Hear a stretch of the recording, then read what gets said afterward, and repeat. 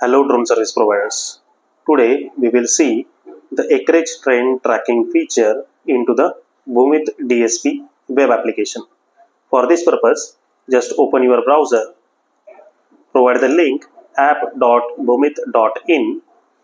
You can provide your details. If you are the first time user, click on sign up link and follow the sign up process. So provide your login credentials.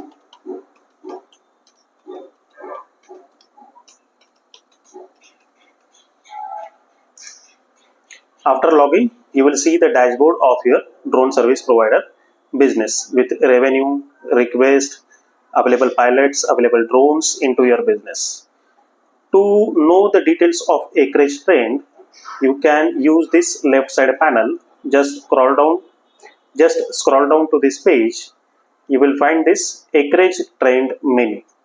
Click on it. You will see the acreage details covered by your business for clients. You can see these details on daily basis, weekly basis, monthly basis and yearly basis. So for yearly details, I can see that my business have given the spraying services onto the 137 acres of land. I can see these acreage details based on pilot. So if I click on Mr. Ajit Shinde, he has worked upon 90 acres of land out of 137 acres of total land.